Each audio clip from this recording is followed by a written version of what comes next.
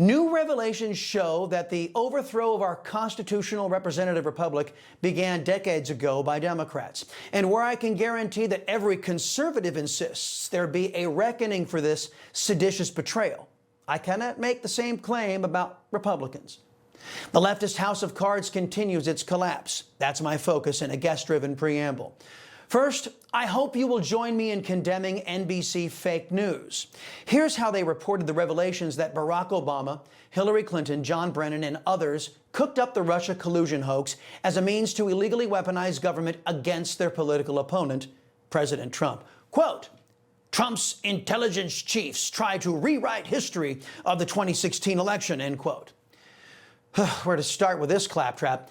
Let's remember that because NBC fake news is staffed with committed leftists, not committed journalists, they think when a Democrat farts that they emit chimes.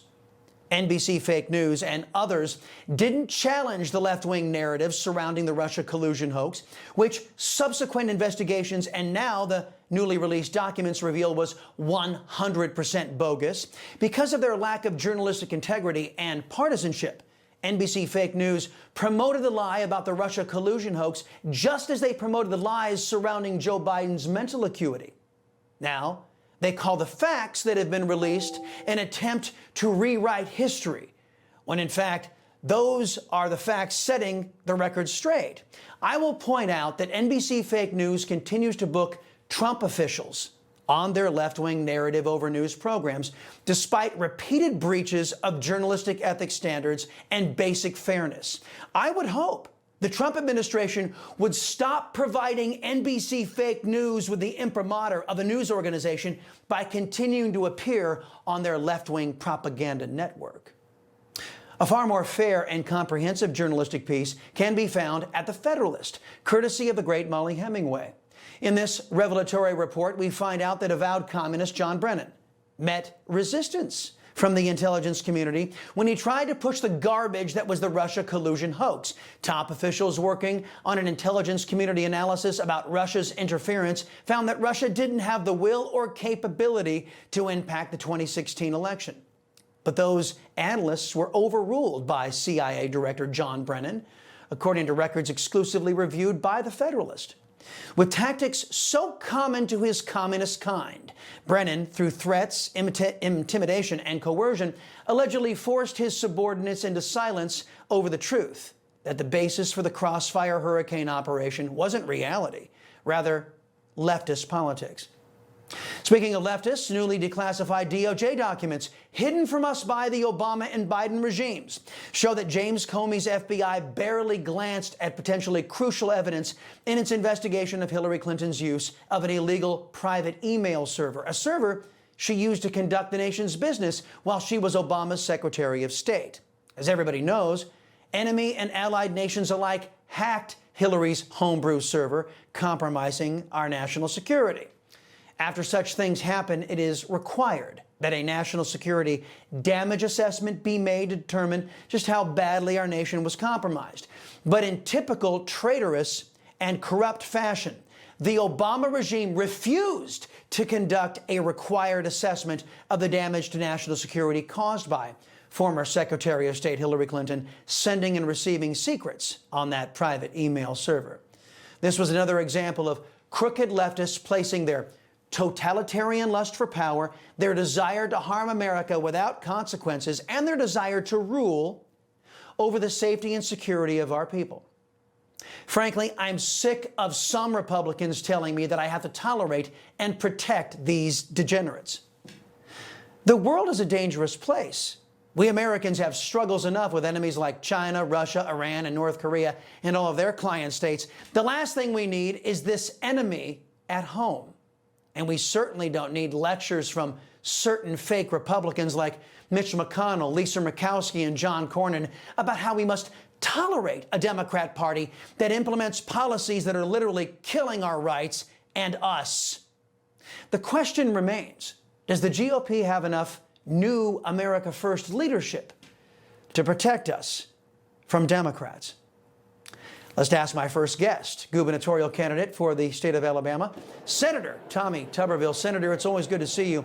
DNI Gabbard releases revelations about Obama, Comey, Brennan, and that gang. Now we learn that James Comey's FBI rigged the Hillary Clinton investigation, so we would never know how badly she damaged our national security when they didn't probe those crucial thumb drives.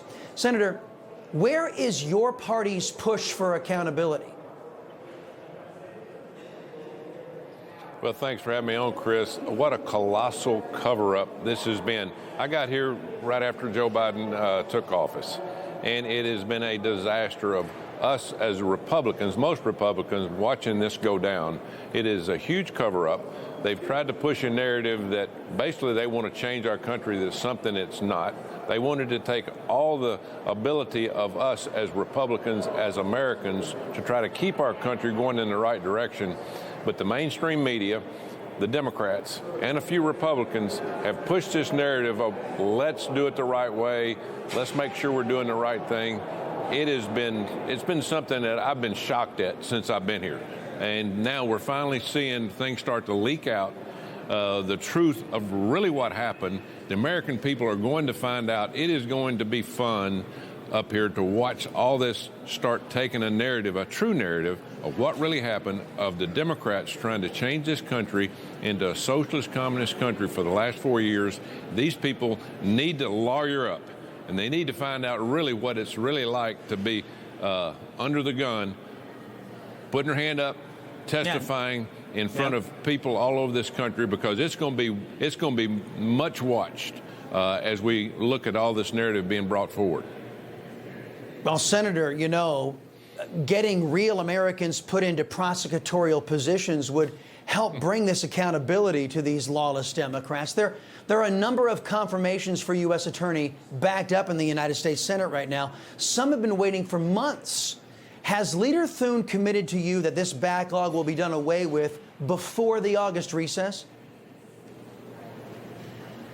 Well, we've talked about that. We're trying to catch up. The problem, Chris, is the Democrats are playing four corners of basketball here. Slow play. They don't get back any time. It's a lot of fundamental errors that have happened, not just from here in the Senate, but also the White House. We have to have some firepower. We have to be able to fight back. But at the end of the day, we're going to get this done, even if we have to stay up here weekends through August. The Democrats don't think that we'll stay up here and work. Guess what? We'll stay up here and work. We'll have enough people up here to get a quorum to make sure that we push the agenda. And if they don't want to take a vacation, we don't have to take one. Wow, I think you're breaking some news right there. The Senate actually works. That's some big news, Senator. Look, over the weekend, an off-duty CBP officer was shot in the face by an illegal alien suspect.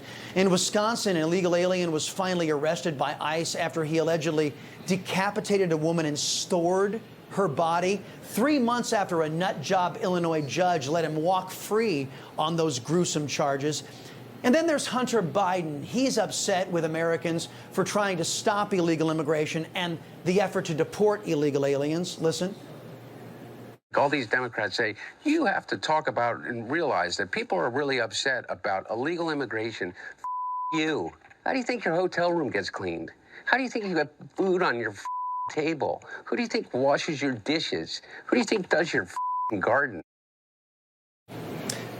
First, Senator, comment on our men and women in uniform being put in harm's way by your Democrat colleagues there. Then respond to Joe Biden's son, who Joe Biden said was the, quote, smartest guy I know, end quote. Go ahead.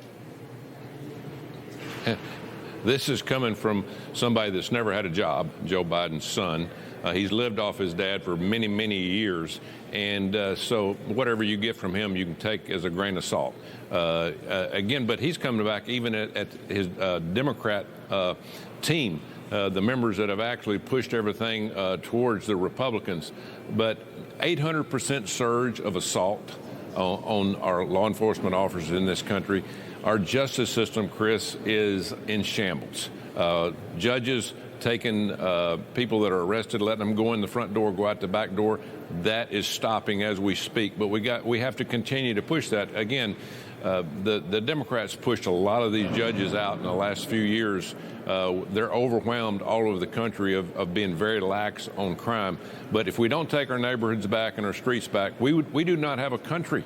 And we've got to do that. But we've got to protect our law enforcement people. They get up every day, ICE, Border Patrol, they get up every day, put a badge on, a gun on their side, and not knowing whether they're going to come back or not. President Trump gave them authority, and they need to take that authority. That they shot at, they need to shoot back. We need to take advantage of what's going on right now and make sure we take our streets back because the Democrats have could care less about that. They want their voters to vote for them, so they're not. That's the voters for the Democratic Party. These people that are breaking all these laws all over the country.